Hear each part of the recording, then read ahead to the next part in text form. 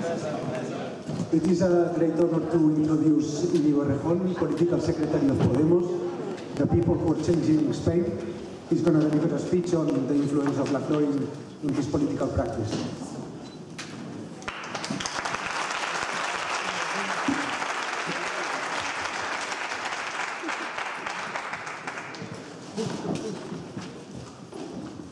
Bueno, buenas tardes. Lo primero, disculpas. Me voy a sentir más cómodo haciendo la intervención en castellano y me van a traducir, y pido también el reconocimiento para la difícil tarea de traducir la intervención. Gracias a la organización y a los asistentes, gracias por restablecer un vínculo que es fundamental y que yo creo que el pensamiento conservador ha atacado durante mucho tiempo, que es ese vínculo entre pensamiento y compromiso como dos instancias, como dos formas de acercarse a los problemas que se refuerzan mutuamente en lugar de debilitarse, y esa es quizás una de las ideas fuerza que recorre una parte de la reflexión. Gracias a los ponentes que han hablado antes, es un lujo estar hablando en Essex. Gracias por la invitación a la universidad. La verdad que yo me imaginé que la vez que viniera a hablar a Essex vendría de otra forma, no vendría representando una fuerza política, representando un partido político, y no me imaginé que vendría en un contexto en el que los periodistas en España te mandan una foto y te dicen: me he comprado ese libro, La razón populista, para ver si entiendo algo de lo que decís. Y también tengo que decir que intervengo desde un terreno fértil pero complicado, que es ese terreno de la traducción, ese terreno en el que nos movemos muchos últimamente, de la traducción de la intervención intelectual a la intervención política, y de las dos lógicas que lo llevan. Afortunadamente me imagino que esa especie de situación dividida entre las dos lógicas no durará mucho, porque una fuerza política creada o impulsada entre algunos de los compañeros que hemos estado en primera línea por gente que venimos de la academia seguramente tendrá un futuro como la mayor parte de las fuerzas que han sido impulsadas desde la academia corto.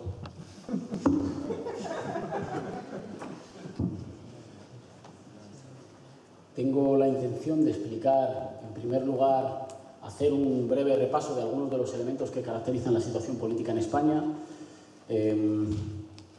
para después ilustrar algunas de las lecturas o de las ideas, de los conceptos que en el bagaje teórico de Ernesto Laclau han sido útiles para la experiencia de Podemos. Para entender la situación política en España, tengo algunos elementos encima de la mesa. En primer lugar, tenemos que tener en cuenta que hemos vivido una transformación oligárquica de nuestro país. Estamos frente a una transformación oligárquica de nuestro país. ¿Qué significa eso? Eso significa una transformación por la cual una parte de las élites económicas y de las élites políticas han sido capaces de poner en cuestión lo que había sido un pacto, un acuerdo social y político de las últimas décadas, y de ponerlo favoreciendo una concentración de riqueza, de poder político y de capacidad de intervención institucional en menos manos. Es fundamentalmente una situación de ruptura del pacto social y político por parte de los privilegiados, y así se vive, como una situación de crisis de expectativas y de crisis de las garantías firmadas hasta ahora que le otorgaban un lugar en la sociedad a cada uno. ¿Estoy yendo muy deprisa? Es central, por tanto, para entender el momento político en España, una noción muy extendida, que es una noción que puede ser conservadora y que, sin embargo, recibe un sentido político progresista, la idea de una estafa, de una vulneración del acuerdo por parte de los privilegiados, lo cual pone ideas ya establecidas que eran de sentido común: la defensa de los derechos, la vigencia del Estado de Derecho para todos, la defensa de las instituciones como entes neutrales, ideas muy mainstream, muy ancladas en el sentido común, las pone frente a las élites políticas y económicas. Es decir, un momento en el que, sin que haya habido un giro ideológico y político del conjunto de la sociedad, sí que se han colocado fuera de algunos de los consensos más importantes de nuestro momento las élites. Eso se expresa, cierro con esto, eso se expresa en una masiva crisis de representación que expresa en un momento dado el movimiento 15M o el movimiento 15 de mayo. El movimiento 15 de mayo que irrumpe en la vida política española en 2011, el 15 de mayo de 2011, no es un movimiento que fuera capaz de alterar los equilibrios de poder en el Estado. no transforma la correlación de fuerzas en las instituciones, pero sin embargo es capaz de instaurar un clima cultural que coloca a quienes aún gobiernan en una situación a la defensiva. Eso lo hace, en primer lugar, con una suerte de, en nuestras categorías, de expansión horizontal del descontento, que no tiene todavía reflejo en las urnas. Las encuestas que preguntan sobre la simpatía con el movimiento 15 de mayo muestran un 70, un 80% de simpatía por las demandas fundamentales del movimiento. Y sin embargo, pocos días después, hay elecciones en las cuales la derecha acumula mayor poder que en toda la historia del sistema político español desde el 78. Lo que tenemos es un consenso transversal que todavía no afecta a las instituciones, pero que crea un clima social diferente. Y dos elementos más. El movimiento 15 de mayo pone en la agenda política española temas que antes no estaban: la precariedad, la falta de viviendas, el acceso a un trabajo, el exilio de los jóvenes ya no vivido como una aventura individual, sino como un problema político, y politiza esos problemas. Es decir, no los representa como un problema atmosférico, sino que les da un sentido político. Les da que tienen culpables, que tienen responsables, que tienen víctimas y que podrían ser solucionados de otra forma. Haciendo esto, el 15 de mayo no cambia la correlación de poder en el Estado, pero abre una posibilidad, un clima político diferente sin el cual no se entienden las transformaciones que han venido después. Esto explica que para cuando llegamos a las elecciones europeas del 25 de mayo de 2014, las élites políticas tradicionales, ahora conocidas popularmente como la casta en España, todavía gobernaban y monopolizaban el poder en las instituciones y en los aparatos del Estado, pero sin embargo se encontraban en una situación ya culturalmente a la defensiva. Todavía tenían el control de los resortes de poder, pero sin embargo parecía que hubiera un clima de época por el cual jugaban ya a la defensiva. ¿Y qué sucedió el 25 de mayo? El 25 de mayo del año 2014, del año pasado, que parece que fuera hace 3 décadas, una formación política creada en enero, decir una formación política es demasiado, una iniciativa político-electoral creada en enero tuvo un 8% del voto nacional, 11% en regiones como Madrid, 1.250.000 votos, en el momento en el que los dos partidos tradicionales del régimen político de 1978 perdían juntos 5 millones de votos, casi 2,5 millones cada uno, y pasaban de representar juntos el 82% de voto a representar juntos el 49% del voto. Siendo importante el terremoto cuantitativo en lo electoral que se produjo, lo fundamental es el terremoto cualitativo con el que voy a continuación. Desde el 25 de mayo, en lo cualitativo, que es seguramente lo más importante, se han producido transformaciones que indican que el escenario político está por primera vez en 30 años muy abierto en España. En primer lugar, hemos entrado en un tiempo político acelerado, en el que lo que antes sucedía en España en 3 años, hoy sucede en 3 semanas. En segundo lugar, el establishment ha entrado en una situación, con una relación, me corregirán los compañeros psicoanalistas, esquizofrénica con respecto a Podemos. Por una parte, todos los actores políticos viejos tienen que parecerse un poco a Podemos. Hoy nos despertamos con la noticia de que el Partido Popular va a organizar asambleas de vecinos para explicarles sus medidas, o los líderes del Partido Socialista intentando parecerse lo menos posible a ellos mismos. Hay una suerte de necesidad de parecerse a una nueva forma de hacer política, por la cual parece que las fuerzas políticas viejas han envejecido. Pero al mismo tiempo que sucede esto, sucede una situación de hostigamiento, criminalización y campaña del miedo frente a Podemos como no hemos visto en los últimos años. Esto es, el intento de expulsar a un adversario político legítimo a la condición de amenaza del conjunto de la democracia española. Dentro de ese movimiento de péndulo entre intentar imitar a Podemos e intentar sacar a Podemos de la competición política, ha aparecido un viejo fantasma muy conocido ahora en la política europea, el fantasma del populismo, que habla también más de las élites que se refieren a ese fantasma que del fantasma mismo. Como ocurre en otras situaciones políticas, por supuesto nadie se anima a definir esa especie de animal mitológico que sea el populismo, pero su uso mediático aludiría a una suerte de apelación a las bajas pasiones de un pueblo que, como está en una situación desesperada, puede votar irresponsablemente. La primera vez que una encuesta daba a Podemos en la primera posición de voto, no de intención de voto, sino de voto estimado, el principal diario de España decía: la ira ciudadana impulsa a Podemos a la primera posición.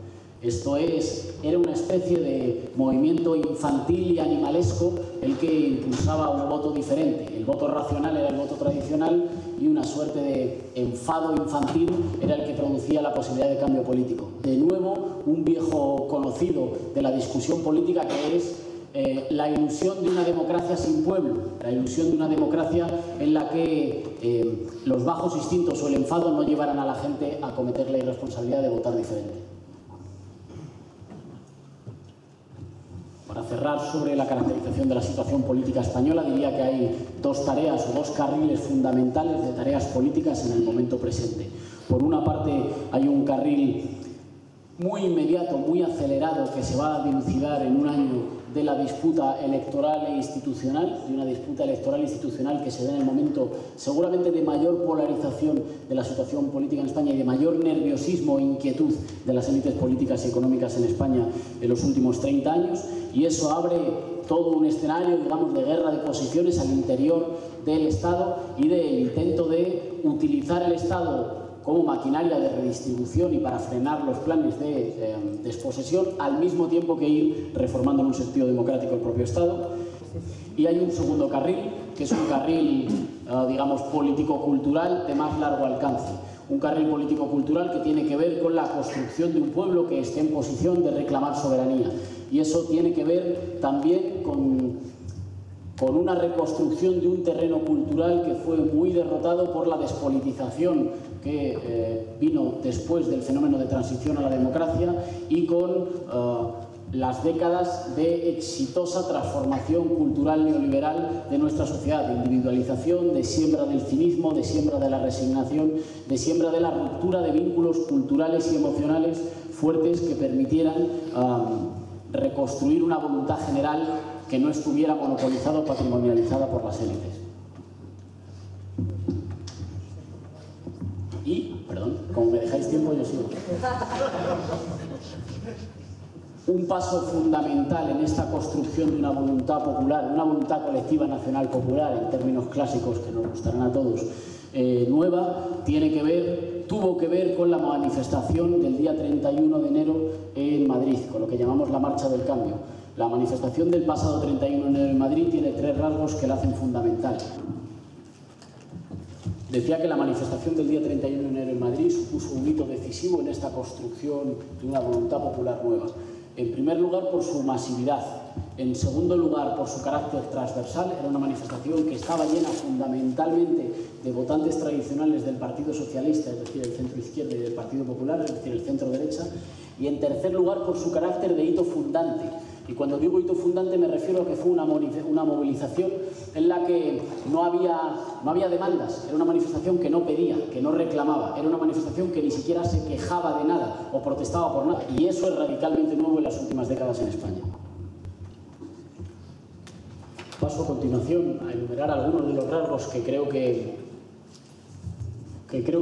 del bagaje teórico también, fundamentalmente de Ernesto Laclau, están presentes en la experiencia y en la hipótesis Podemos. Y para hacerlo más fácil para la traducción, los digo que son 7 y voy de uno en uno. En primer lugar, y esto no es un patrimonio ni de la escuela de Essex, ni del análisis del discurso, ni de la teoría de la hegemonía, pero sí del pensamiento radical y con capacidad de flexibilidad y heterodoxia. Podemos fue posible porque tiramos a la basura los manuales y no hicimos caso a ninguno de los dogmas religiosos de la izquierda. Si le hubiéramos hecho caso a la izquierda, Podemos no habría nacido. En segundo lugar, el análisis de la hegemonía nos permitió ver una situación abierta donde la mayoría veía una situación cerrada. Pese a que parecía que por muchas protestas que hubieran sucedido nada había cambiado, sin embargo había cosas que permitían comprender que la capacidad de convencer de los de arriba se había visto muy erosionada, y eso permitía imaginar un tipo de intervención política contrahegemónica que no tenía nada de necesario, que era puramente contingente, pero que podía abrir la posibilidad de la transformación política de signo popular en España. A esto le llamábamos una situación de latinoamericanización de la política española, y había grandes mentes de la geografía que nos recordaban que España no estaba en América Latina, y decíamos gracias por el recordatorio geográfico, pero hay una lógica política diferente, que es una lógica política autónoma, que no tiene que ver con las razones económicas o sociales, que permiten imaginar, que permiten visualizar una situación de crisis de hegemonía de las élites, de incapacidad de integración institucional de las demandas y de un descontento fragmentado que podía tener una articulación rupturista. La tercera cuestión fue el cuestionamiento de otro de los dogmas tradicionales en el espacio político del que nosotros veníamos. Este dogma diría: lo social está abajo y lo político está arriba. Uno primero acumula fuerzas en lo social y después concurre con esas fuerzas a las elecciones, a representarlas. Como si fuera a la ventanilla de un casino y dice: tengo tantas fichas de fuerza social, ¿cuántos diputados en el Congreso me corresponden? Se construye en lo social, se representa en lo político. Nosotros no compartíamos esa visión y decíamos: lo político es un momento de articulación propia. En la batalla electoral no se representan identidades que ya existen, también se pueden construir. Y librando la batalla electoral también podemos construir un pueblo que no existía, en lo que antes era descontento desorganizado, descontento fragmentado. En cuarto lugar, en Podemos asumimos como espacio de intervención política el sentido común y las palabras que hablaban nuestra sociedad nos gustaran más o menos como territorio de disputa, y la televisión como espacio de disputa comunicativa. Los medios de comunicación privados empezaron a llamar a otras voces, no porque estuvieran en ninguna conspiración, sino porque querían hacer dinero. Y querían hacer dinero con una audiencia nueva que reflejaba necesidades nuevas. Y ese hambre de voces nuevas seguramente tiene que ver con el movimiento 15 de mayo. Y con la cuestión del sentido común, elegimos la pelea en el lenguaje, de hablar el lenguaje que está hablando nuestra sociedad. Si hablásemos solo el lenguaje mainstream, seríamos recuperados por el orden, pero si habláramos el lenguaje de exterioridad absoluta y de oposición total, seríamos tan radicales como marginales. Y dos puntos más, y ya acabo. El punto del liderazgo y las pasiones. Nos atrevimos a abrir un espacio, a jugar con una forma de representación muy mal vista en los lugares de los que veníamos. Reconocimos que nos estábamos construyendo en torno a ciertos liderazgos, reconocimos que los liderazgos no entraban en contradicción con la democracia porque eran una forma de representación y de negociación, y además reconocimos que era fundamental para nuestra campaña electoral y para nuestra existencia la movilización de las pasiones. Eso ha servido para que algunos de los intelectuales del centro izquierda nos acusen de ser hitlerianos, porque la movilización de la pasión en política sería un patrimonio del totalitarismo fascista, y nosotros dijimos: la movilización de la pasión en la política es un patrimonio de cuando hay algo sustancialmente importante en discusión y cuando las opciones en discusión son diferentes y no son solo la misma forma de gestionar lo mismo. Y la última cuestión es la de la subversión de la metáfora de izquierda y derecha. Nosotros hemos dicho que la política en España ya no discurre fundamentalmente sobre la división, sobre la frontera entre izquierda y derecha. Y esto ha sido muy bien entendido por una mayoría de nuestro pueblo, que nos coloca en la condición de estar disputando la primera posición en la política en España, pero muy mal entendido por algunos sectores. Para algunos esto ha significado una especie de estrategia de marketing electoral. Nosotros hemos dicho: no, nuevas metáforas producen nuevos sentidos. Para otros esto ha sido una especie de intento de despolitizar la competición electoral en España. Nosotros hemos dicho: no estamos suprimiendo cualquier frontera, estamos cambiando la frontera izquierda y derecha por la frontera ciudadanía-oligarquía o democracia-oligarquía, que expresa mejor lo que pasa en España y que produce potencialmente una mayoría popular nueva. No es que hayamos suprimido las fronteras o que pensemos en una especie de política ingenua en la que no existen fronteras. Hemos agudizado el antagonismo, pero lo hemos hecho de una forma que ayuda a construir una voluntad popular nueva contra las élites, que por eso viven el momento de mayor apuro político e intelectual desde hace 30 años. Y con esto acabo.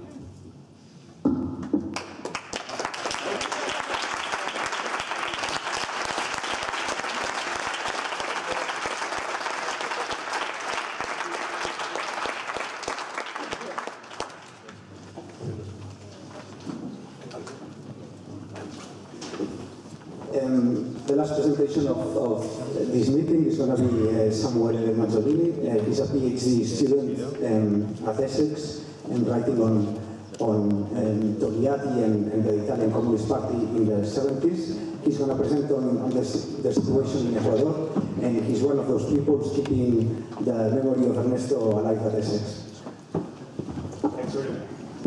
Thanks for the presentation. Yes, I'm not going to talk about Togliatti or the Italian Communist Party here. Anyhow, what a daunting job to be taking after such terrific speakers. I'll try to keep my intervention as simple as possible so we can get to the question and answer session that I'm sure many people are anxious to get. In the next few minutes, what I will do is trying to attempt to sketch an analysis of the citizens' revolution in Ecuador led by President Rafael Correa since late 2006.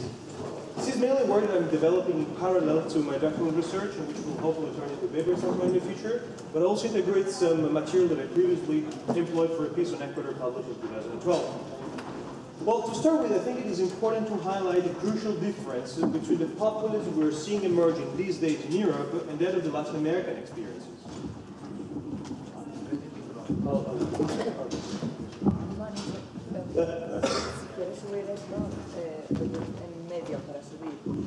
I'll do it, that's no problem. And that crucial difference is temporality.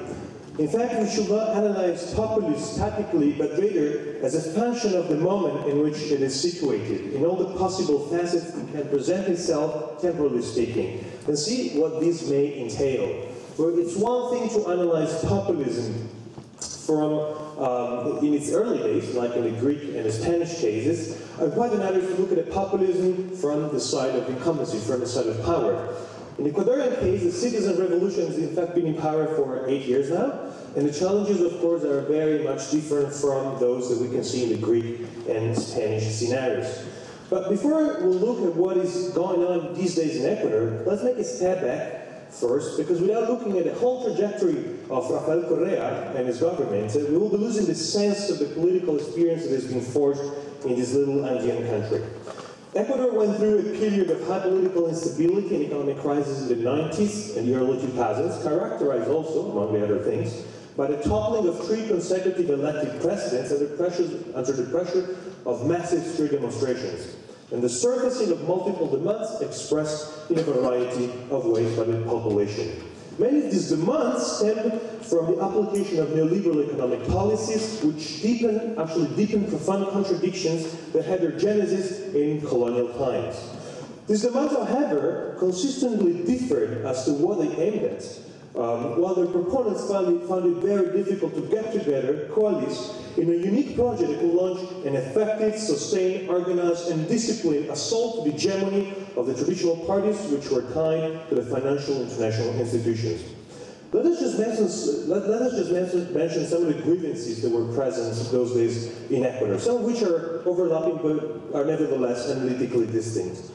We had environmental claims against the destruction of the Amazon and Andean ecosystems through extractive activities, indigenous demands that aimed at the fostering of rights for ancestral populations living in the country, anti-debt claims, feminist demands pushing for the official recognition of domestic jobs, claims against inequality which resulted in advocacy for the promulgation of economic, social, and collective rights, a general rejection against neoliberal policies, anti-imperialist and pro-sovereignty demands against the constant interference of the US in domestic politics, the rejection of a very corrupt political class, workers' claims against flexibility, and so on and so forth. But it was only thanks to Rafael Correa's political gamble that all these demands became equivalentially enchained and set against a common enemy. As hinted before, the political and economic situation in Ecuador was ripe for a change. In fact, it is in those conjunctures called by Antonio Gramsci organic crisis, in which traditional narratives exalt their potential, the new political projects that can enter the hegemonic field and challenge power holders. And that's what Íñigo has been talking about very well in his intervention. I'll now introduce a bit more of the phenomenology of Rafael Correa's rise to power, so we can understand a bit more the backdrop of his populist project. An economics professor himself, he was appointed as finance minister by the former government and took a number of redistributive measures that sparked turmoil in the country, and after which he was ousted. As a result of that, he organized a political movement gathering different groups and urban intellectuals, especially in this capital city of Quito, and launched a bid for power that discursively put together the claims that I mentioned just a moment ago. Initially considered as the underdog, Correa was able to win the first elections in the second round. Once he became president, he went for a constituent assembly. We drafted a new constitution that changed the rules of the game and paved the way out of neoliberalism. Since then, he's been elected 2 times. Last time was in February 2013 with a sweeping 57% of the vote in the first round. In terms of policy, just to characterize his political and economic management a bit more, Correa has consistently delivered in terms of poverty alleviation and reduction of inequalities, especially thanks to an extended welfare provision in the areas of education and healthcare. He has also promoted the construction of major infrastructure in the country, like bridges, roads, airports. And his government, moreover, has adopted a heterodox economic policy with anti-cyclical macro management. And a debt audit that resulted in a huge reduction of the debt burden for Ecuador. His economics lately, however, has been characterized by a mitigation of his earlier rhetoric with a free trade agreement with the European Union on its way. Economic policy has, in synthesis, been about fostering consumption and economic growth, accompanied by sound social policies, the deepening of extractive activities, and market regulation. In terms of foreign policy, he's been very defiant. You might remember the case of Julian Assange. Plus, he has maintained a very aggressive stance towards the US, and he has fostered South and Latin American processes of integration. He has nevertheless not been as progressive on civil issues, with ambiguous position on gender issues, while vehemently prohibiting the possibility for women to abort in the recently drafted penal code.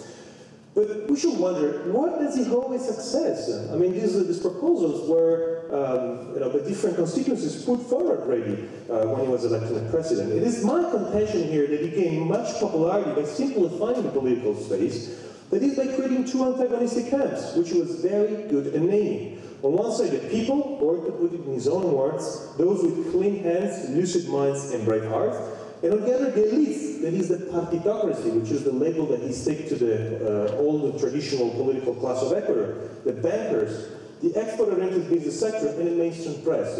For each of these sectors, he was able to find very derogative nicknames that made him very popular among the population.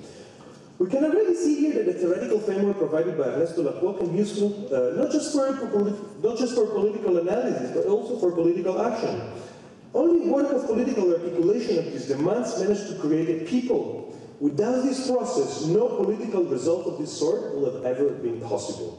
All this is quite at odds with the notion of the multitude instead, a term embraced by thinkers of a different radical persuasion that theorizes self-management, the charm of demands, and the disengagement from the state and party politics. In their framework, there is no room for hegemony, as that accordingly will mimic the patterns of domination and exploitation of capitalism. However, and I don't mean to be an empiricist here, history and politics teach us that multitudes do not spontaneously emerge and converge to present a serious threat to power and current political configurations. In other words, there is no immanent, spontaneous, teleological getting together of the heterogeneous elements that supplant capitalism at a subterranean level. In this sense, political communities are not a gift of nature, but the outcome of political construction that pulls together diverse aims, even those that may appear at first to be conflicting. We need to ask ourselves, however, what kept together all these demands in Ecuador? What was the nodal point, or to put it in more Laclausian terms, what was the anti-signifier, the partiality elevated to totality that by emptying itself managed to allude to a variety of elements? There has certainly been some signifiers that have had privilege over others, such as development, intended in a sort of developmental way, the bridges and the roads that was mentioned before, the development of the nation, and inequality as well. But it is my wager that the real anti-signifier in Ecuador, the one that was capable of keeping together the popular camp, has been the very name of the leader, that is the very figure of Rafael Correa himself. This has not gone without consequences, which I shall signal in a minute. But before that, let me introduce the first few tensions that emerged quite early within what I just termed the popular camp. The first dilemma consisted of the contradiction that surfaces between redistributive and environmentalist impulses. In a nutshell, to make redistribution concrete in the short term and make the entitlements of new rights effective, generation of wealth is needed. Ecuador was, and unfortunately still is, in a situation in which it is impossible to generate such wealth without furthering the extraction of natural resources, which entails by necessity a pressure on the environment. This is because economic diversification is not possible in the short run, as it needs time and investment. So what Laclau calls the particularist logic, it cannot accept this tension, and here we have the war of position between the populist attempt to maintain the equivalential description of the environmental demand and the logic of difference that strives for its autonomy. It can be broadly argued, however, that this first source of tension has been far from constituting a serious threat to the populist project of Correa. Nevertheless, some other tensions have made their appearance in recent times. If we think of politics in terms of two axes, one horizontal and one vertical, whereby the horizontal axis represent the flourishing of demands, their multiplication, the multitudinous moment, let's say, and the vertical one in turn symbolizes the aggregation of such demands in a political project that directly confronts power, it can be argued that the citizens' revolution of Correa has for quite some time been about a happy negotiation, a positive interpenetration between these two axes. What has been happening recently is that the type of populism embodied by Correa has been doing without the horizontal axis, distancing himself and his government from organized social sectors and giving birth to a qualitatively different experience. This development, along with the personalization of the project, which I mentioned just a moment ago, has translated into a re-emergence of hierarchies and top-down processes which go in a direction opposite of radical democracy. A fictitious separation of powers, a forced application of the law, the replacement of deliberation and genuine political mobilization by marketing, and even more worryingly, the emergence of authoritarian tendencies are among the most problematic phenomena that have progressively made their appearance in Ecuador. More in particular, representatives of the citizens' revolution are ever more a closed elite club to which one can have access only if complete allegiance to the leader is paid. So recent events suggest the consolidation of the new social sedimentation, which is indicative of a temptation there to suture the social, to use another terminology employed by Laclau. Does it not plainly conflict with the notion of radical democracy? One of the primary commitments of radical democracy is indeed an ethical commitment. The notion of truth is rejected and pluralism is fully embraced. This makes for the possibility for different representation to continuously emerge.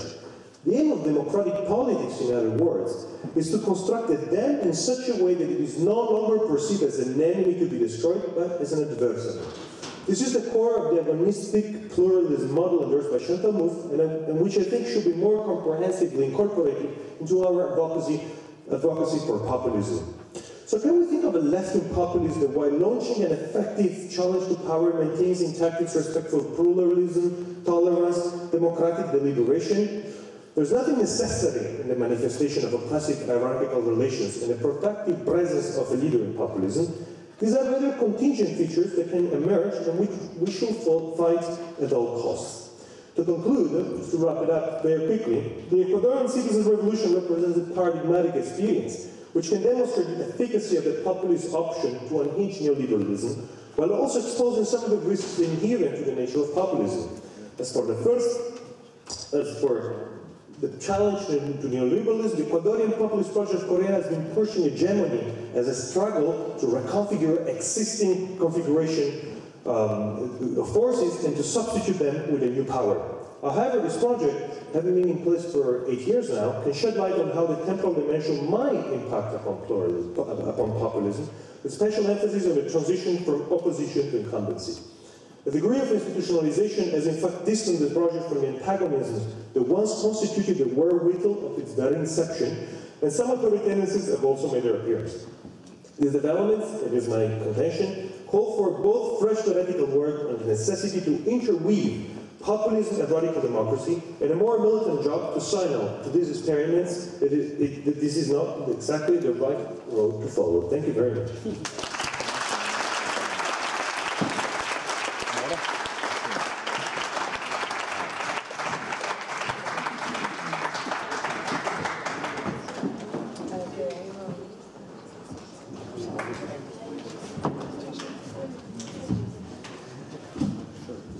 Okay, we open the floor to any questions, and before that, just an apology, because we haven't, for different reasons, we haven't managed to achieve gender equality in this panel, so we encourage any woman who would be willing to speak to do it now.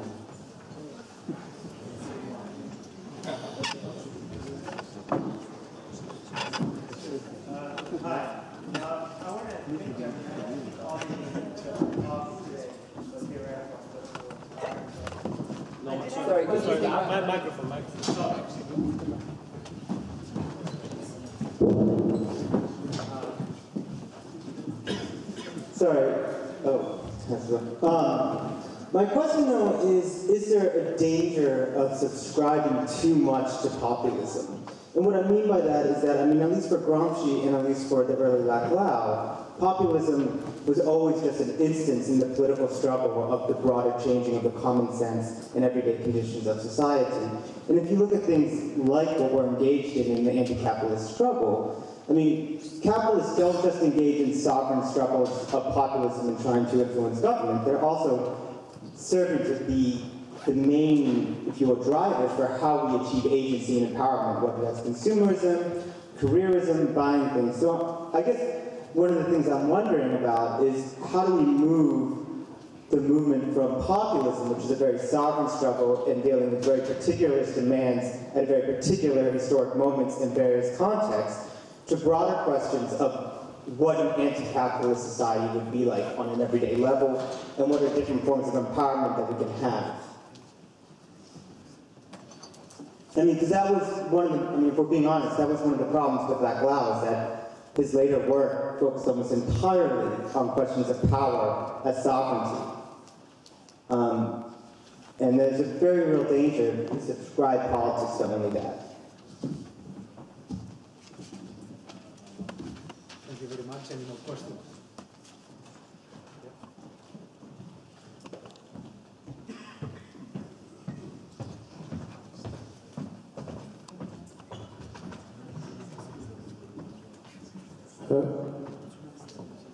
Muchas gracias, muchacho de Podemos. Hiciste unas cosas muy interesantes. Dijiste de que construir un pueblo que no existía, también dijiste las palabras de la sociedad, ideas nuevas, y también dijiste liderazgo, las pasiones, movilización de las pasiones. Mi pregunta es el significativo, el vacío, the empty signifier. ¿Qué es el empty signifier de Podemos? Chávez tenía, por ahora, y eso es una cosa que yo hablé varias veces con Ernesto, y él también me había dicho de que Cristina Kirchner estaba desesperadamente buscando un empty signifier. Y le decía, por favor, necesito un empty signifier para nuestras elecciones. Él no lo tenía. I'll try to translate it to English now. Basically, I'm asking him, what's the empty signifier of Podemos? And I refer to the Venezuelan case of the Por ahora, for now, which was Chavez's key part of his overall charismatic thing, and it's actually been used today. Muchas gracias por la iniciativa de venir para acá, que lo ha hecho de verdad excepcionalmente muy bien. Gracias. There was one more first.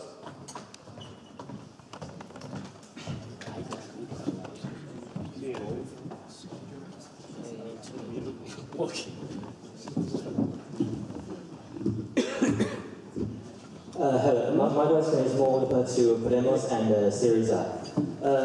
I think, based on your experience, which you kindly share with us, it proves that Laclau's theory of populism is really a good tool for us to, for especially those left-wing parties to acquire power.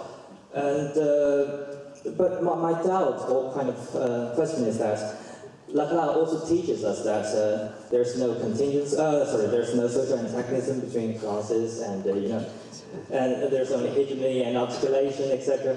So I just wonder, compared to traditional Marxism socialist practices, at least the traditional notion of antagonism, of modes of production, can be transformed into actual practices and policies.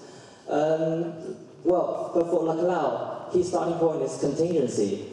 So by putting this notion of contingency into practice, how can you two parties really transform the contingency into very concrete physical actions and policies? And you may say that, yes, you articulate people's will and people's opinion, etc., and you start from people. But, you know, the conception of the people is also articulated. So you see, you articulate the people, and then people are represented by you. So I just wondered, to what extent can the notion of the people really function as a good starting point for you to transform contingency into actual policies? That's my question, thank you.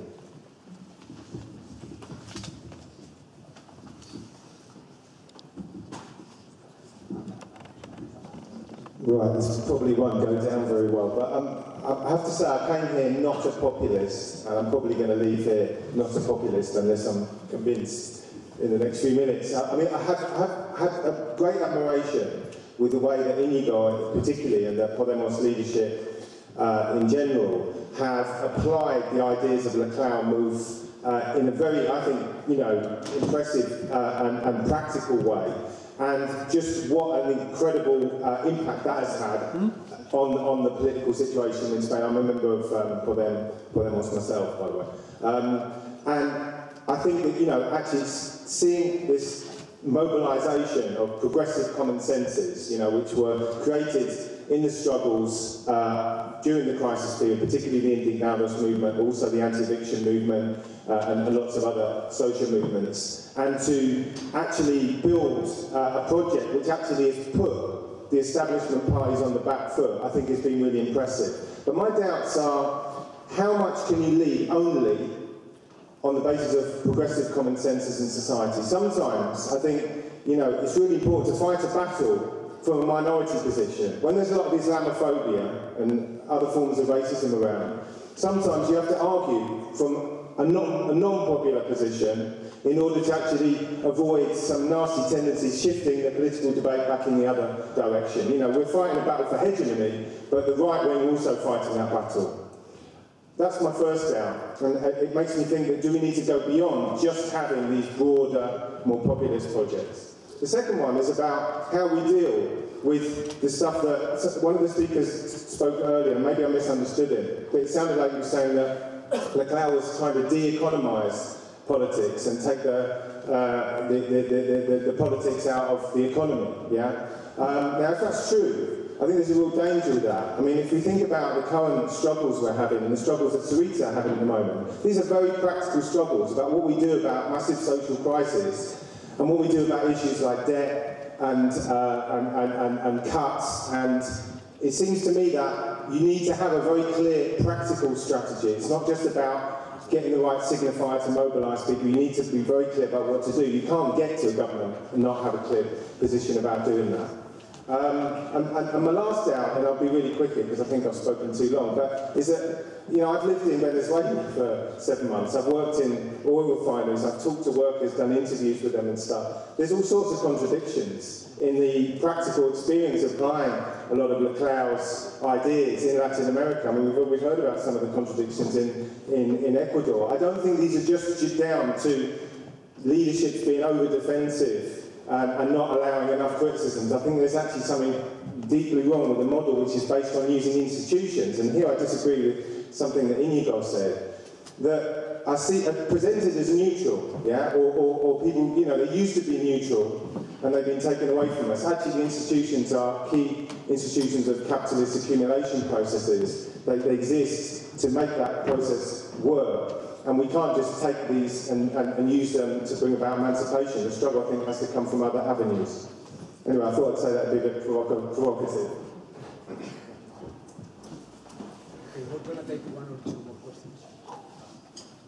I'll try to keep that very brief.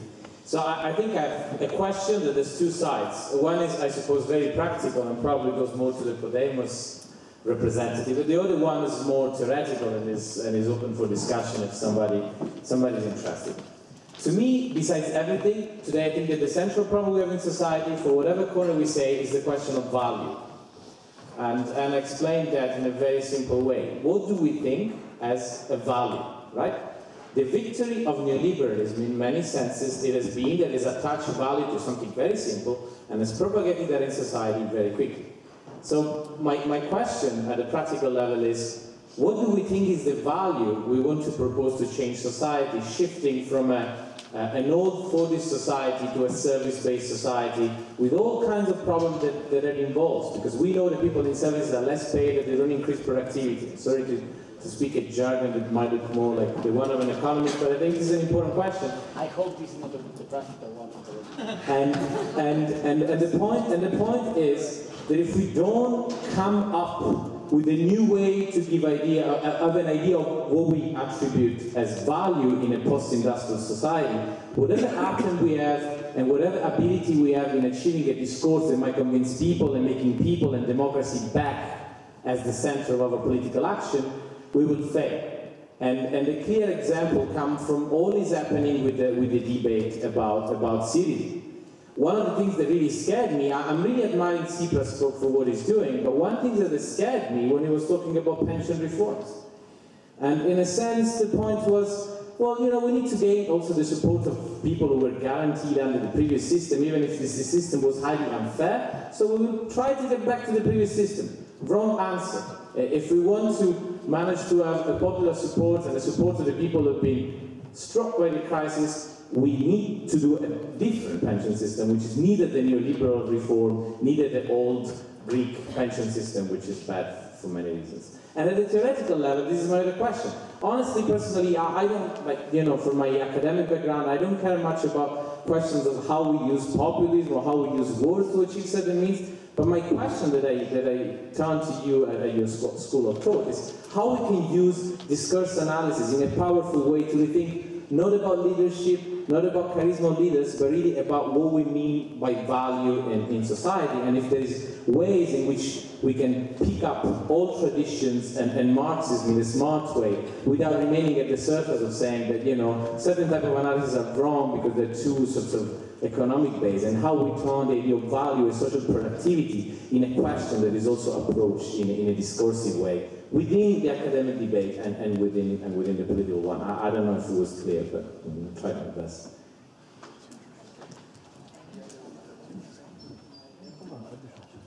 Okay, I think we have enough to start the discussion.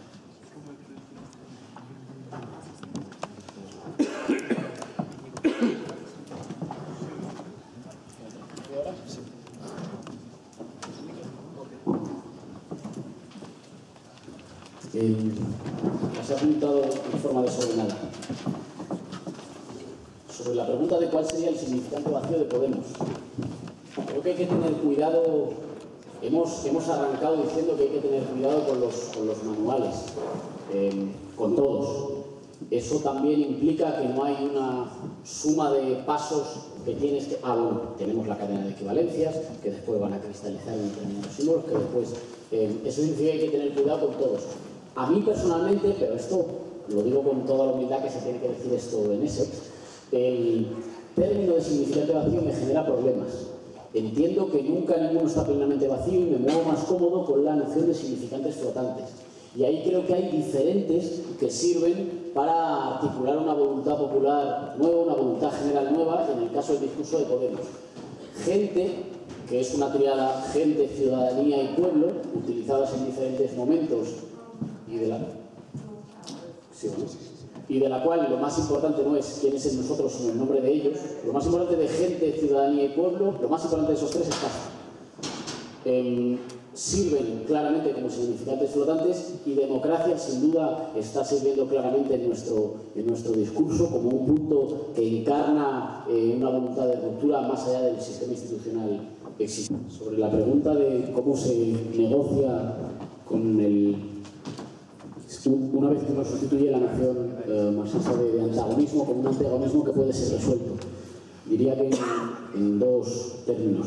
Por una parte, reconociendo que el pueblo nunca existe de manera definitiva y por tanto la intervención de todo gobierno y de todo poder lo va modificando, eso no interfiere, en mi opinión, con la posibilidad de pensar políticas públicas que respondan a demandas y necesidades concretas.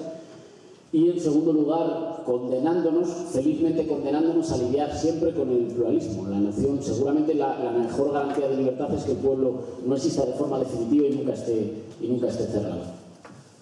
Y con respecto a la pregunta que hacía Luke, con respecto a, por una parte, ¿cuánto puedes apostarle a las ideas que ya están instaladas en el sentido común? Bueno, yo creo que hay dos carriles. Ahí hay claramente un carril de la disputa institucional electoral y hay otro carril de un trabajo social, precisamente de reforma intelectual y moral, para ir haciendo mayoritarias posiciones que no lo son. Y ese carril, claro que hay que hacerlo. Quizá Podemos no sea necesariamente el espacio para hacerlo, pero es un trabajo insustituible de la sociedad civil y de los movimientos sociales. Pero sí que diría una cosa. Precisamente todos los movimientos que han sido exitosos en volver hegemónicas reivindicaciones que podían ser percibidas como de minorías, han anclado esas reivindicaciones en narrativas que ya estaban aceptadas. Por ejemplo, el movimiento de derechos civiles de los afroamericanos en Estados Unidos, anclando algunas de sus reivindicaciones en la tradición de la fundación de Estados Unidos como nación y de los derechos en la Carta Fundacional, ¿no? Es decir, siempre articulando una demanda particular a una idea que ya es hecha de sentido común. En esa lucha, entre poner un pie y un pie, entre defender unas ideas nuevas y vincularlas a unas que ya están aceptadas, me parece que estriba la posibilidad, aunque sean demandas minoritarias al principio, de que ganen apoyo popular masivo.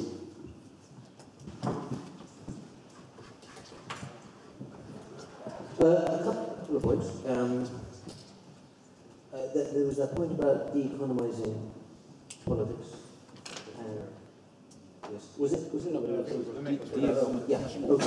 Yeah. And politicizing the economy. I think there was a misunderstanding there, and let me be clear, because it's actually quite important, which is there is a tendency to, when reading Laclau and specifically hegemony and socialist rights, to focus attention on this first prong, which is to do with de-economizing the political. And that's primarily for them a key question of strategy, or has key implications for thinking about strategy.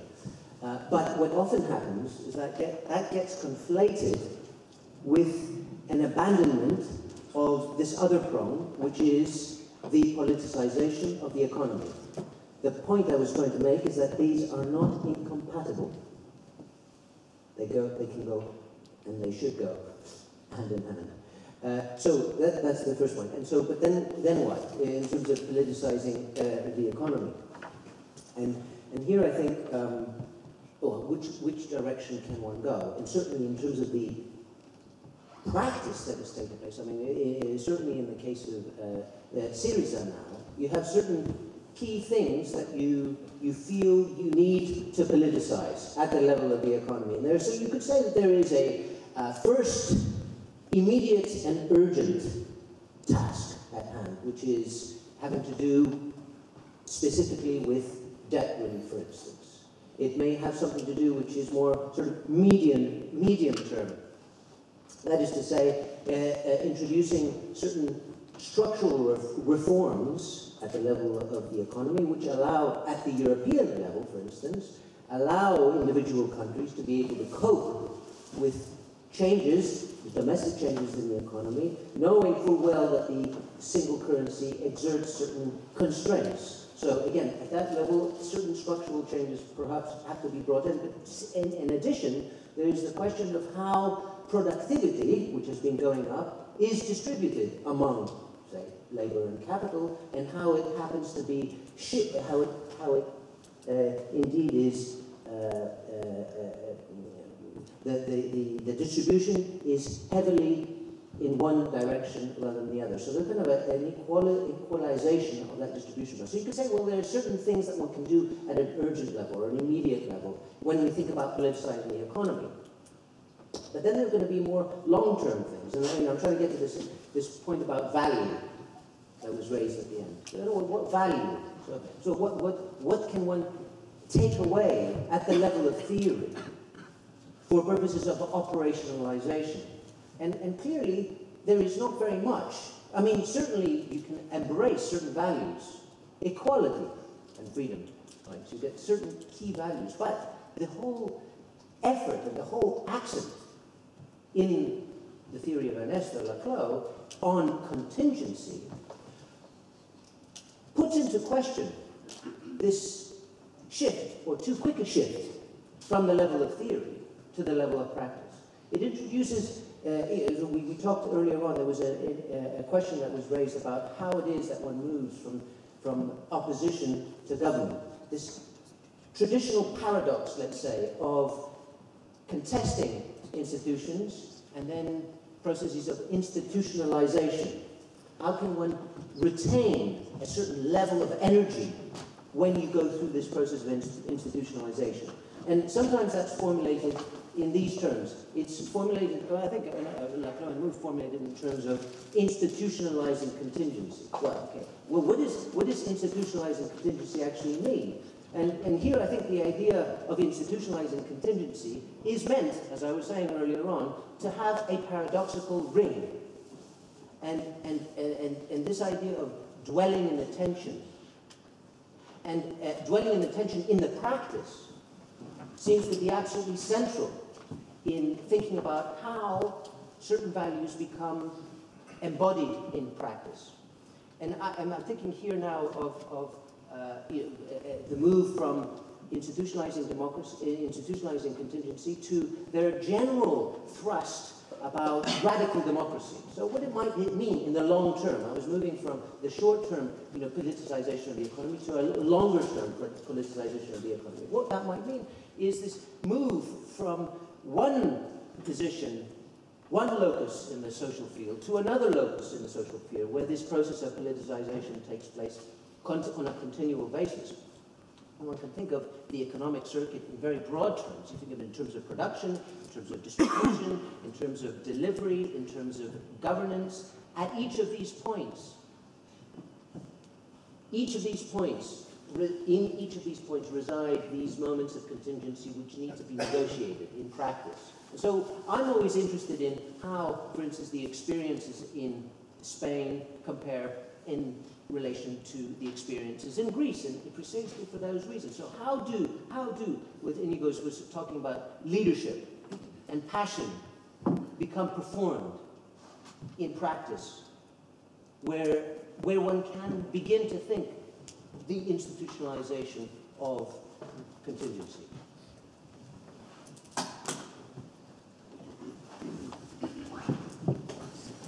Can I just make a very brief comment about what our expectations should be from theory, which might relate to a couple of the questions. Because if you leave this room without being persuaded that populism is a solution for everything, that would be great. That's fine, because that was not the original intention of Ernesto when he was putting forward this theory. And I want to stress this characteristic, this self-critical moment of discourse theory and all the things that, and also psychoanalytic theory, which has this reflexive moment of acknowledging, trying to acknowledge, I think, some of the limitations. So this is not the intention here. The intention is merely to show that some of these ideas have some relevance or even importance for analyzing these struggles and maybe facilitating certain things, but it's not, there is no solution for everything. And that's why there is politics, after all. And that's why we're here and we discuss. So we have to register that within our theory and within our politics, I think. And the same applies to this issue of value. You're expecting Ernesto to present a new, suddenly reveal a new value aid to solve all the problems. No, of course not. But he does provide, discourse analysis does not provide a way to think about value. How a new articulation of value can be produced. Because value is obviously something which is discussively produced and effectively invested. And this is what Marx says, after all. What does Marx say in the first volume of Capital? What is a commodity? Commodity is something that satisfies a need, but then there's a footnote. Whether this need comes from the belly or from fancy is irrelevant. And then a few chapters after that, you have smoking being presented as a basic human need. Why? Because it became like that, it was articulated like that, and embodied, incarnated like that.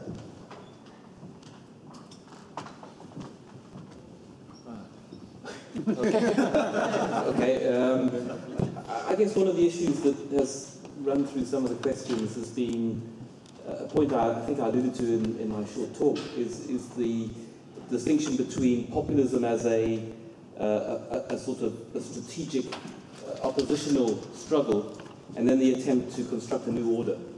And I think that's one of the issues. The issues with Ernesto's writings are that certainly in his later concepts of populism, populism tended to be identified as a political articulation, a political form of mobilization, which was put into quite a sharp opposition to institutionalist politics. And I think that is an issue that I think concepts of populism need to address, because I think the Laclau theory is very good at looking at forms of mobilization, forms of articulation, equivalence, developing movements, and so on, the emergence of populist struggles and popular identities. But there is then going to be an issue, which I think I was trying to allude to, about the difficulties when the play of equivalences and differences get played out in a form of institutionalization. And I think that's where Samuel's paper was interesting, speaking to that issue. And I think more empirical research is needed into looking at that movement from opposition into the creation of a new order. And there's also has to be theoretical reflection on that. Because I think there's too sharp an opposition drawn in terms of those two logics. And I think questions about sovereignty and power then would also be raised in that context. I think the key breakthrough with the notion of hegemony is to do away with the idea of thinking about theories of society in terms of zero-sum calculations. The notion that society is a unified, graspable whole, which would then, as it were, make those sorts of decisions easy to think about. Whereas, in fact, the idea that there is no zero-sum game means that it's a very complex set of strategies that have to be engaged in at different conjunctures. So that strikes me as one issue that does come out of these talks, and I think it's something that the populist theories of populism have to engage with in a quite profound way. I mean, the other issue about value, again, I think there's a set of normative issues that are raised by this discussion of populism. And again, Ernesto's work was not so much orientated towards the normative dimension of social and political theory. That wasn't really one of his main concerns. Again, though, as Yana suggests and Jason suggests, there are intimations about how you might think about these issues from a discursive point of view. So I think the question of value is very pertinent. But I suspect that one of the moves that Laclau is making is to say, well, let's take the abstract logic of value, seen through, let's say, the labor theory of value in Marx.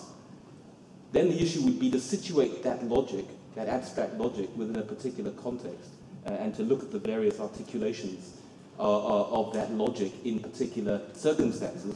So I think there's going to be that move from the abstract down to the more concrete, where it's going to be then a much more complex set of considerations to take into account. And then I suspect also that if we would, and I think your question is raising issues about how are you going to break with a theory of value dominated by the logic of capital. So the issue then is that is the valorization process in capitalist relations of production the only game in town? I suspect that question is too big a question. It's a theory question. It's too big a question to try and get to grips with. I suspect that Laclau is not going to advocate a complete and utter break with the logic of capital, just as his notion of emancipation isn't going to make an ultimate break with a capitalist order and a total replacement with a new socialist order. That would be emancipation in the traditional sense, complete break from one social order to another, whereas a much more complicated process is envisaged in terms of transformation. Then I would suggest that you would then have to start disaggregating the logic of capital in different circumstances and bringing out forms of production at the production level, at the consumption level, and at the distribution level, and so on. And then I suspect that when you start disaggregating it into those different aspects, then perhaps different sorts of solutions could be arrived at as to how you might ameliorate and perhaps transform certain forms of capital valorization that you don't like. So at the consumption level, how, in a sense, setting certain boundaries to private consumption, and then, as it were, facilitating certain forms of collective public consumption.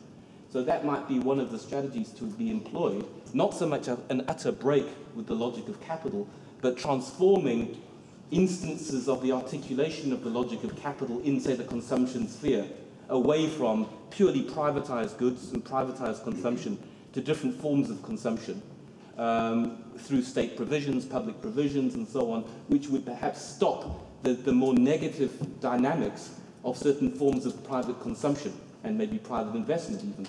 So I think when you start looking at these issues, one has to try and complexify the issue and move from the abstract levels of logic down to much more complex instantiations of logics in different contexts. And perhaps then normative strategies might start to emerge in those circumstances. There's just two thoughts. But thanks very much for the questions. They're very stimulating. And I think they go to the heart of some of the issues that theories of populism have to deal with. I want just for a moment to translate something from all this very theoretical discussion. It seems sometimes, and I think it has to do with debates that they've been in the news and things like that there is a theory of populism. Podemos took it, Syriza took it, and they applied it like that. So wow, we have a new canon, we have the new capital, that is it. But it's not, it has nothing to do with that. Where there is a connection, I think, between Syriza and Podemos and this type of theories, is exactly that we don't have this canon, we don't have this dogma. We are working, we are re-articulating the situations that we do. If would this type of theory, Ernesto's theory or the Essex school, how would that be perceived, for example, from the Communist Party? It wouldn't. They wouldn't discuss things like that. They are dogmatic, they have the modes of production, theories of value and so on, so they wouldn't be able to connect with any of this debate that we are having now. And we know their position, at least in Greece. I'm not sure how to talk about it. Are they doing politics? Sitting there and playing the tape, which says mode of production, the capitalist system has to be destroyed? I'm not sure what they're doing. But these are the discussions that are relevant for us, for Syriza, for Podemos. I think we have another Yeah, I totally agree with the last intervention. We are not creating like a kind of new red book that says every step that has to be taken to take the power and then to create a new world. And luckily, we are not trying to write a new red book, but a new way to look into politics, to analyze the political phenomenon, and in this way to be able to think about the hegemonic intervention. For the issue of the institutions, that have been a main concern in my own analysis. Pulanzas used to say the state is a machine that has to do the, I don't know how to say this in English, tiene que cohesionar por arriba y dispersar por abajo, has to make, how do you translate that? He's about disperse below, cohese at the top of society, and disperse at the bottom of society. So what happens when you have a new popular force, a new subaltern force that take a tiny part of the political power, the only part that is going on the elections, that you can conquer on the elections? What happens then? How do you institutionalize? How do you make a sediment the new correlation of forces into new institutions? And I would say for that it's critical to look at 2 points. The first one is that people always go back home. Only in the old melancholic discourses, revolutions are always, I don't know, betrayed by bad or worse elites that go not go as far as the popular will are expecting to go. But it never happens. I think it's much more productive to keep in mind that you always have, después de la ola, tienes siempre un reflujo. People always go back home. So you have to rule as keeping in mind that you are temporarily in power. And you have to produce institutions. There was this, one of the writers of the old post-Pinochetist constitution in Chile, Jaime Guzmán, said, the task is to produce a constitution so that even our enemies will rule in a way very similar to the one we are ruling today. That is the main task from a hegemonic point of view, to construct irreversibility. I don't know if it's I don't even know if irreversibility is an English word. Keeping in mind that you're temporarily in the power, so you have to be able to produce the kind of efficient management, the new cadres for the new ruling, for the new politics for the new public policies that you are trying to put in place. The new culture, the new integration for the new middle classes. One of the main problems in the Latin American progressive processes is that your redistribution of the national wealth is creating new middle classes that you are ultimately not able to integrate into the state. So in a way you produce new middle classes. I don't even know if they are medium classes or not. They perceive themselves as being middle class and they vote as middle classes. So you put them out of poverty and then they answer to you, okay, thanks for the trip, goodbye. So how to integrate them in a new culture, in a new institutional framework, making them to pay public taxes and then making them to use public services, so then perceiving that the new social contract is useful also for them. I don't know, I think those are some of the questions critical to think how to sediment the new correlation of forces that you are able to create in a populist situation and then to institutionalize them, taking into account that the people that only a tiny minority is willing to be involved in politics for every day and spending, I don't know, 6 hours every Thursday in assembly. People always go back home, and for that time you have to be prepared, having created the new culture, the new institutions, and the new social contract, as to make relatively irreversible the new advances that you've been able to create, waiting for the new wave of social mobilization. Okay, I think it's almost 8 o'clock. We're doing like late, so it's been a very fruitful discussion, and thank you all for coming over. And hopefully, everything we talked and discussed today can be sedimented, and there'll be something too contingent. So thanks for coming again, and be aware that we'll be doing a talk to the music. Thank you.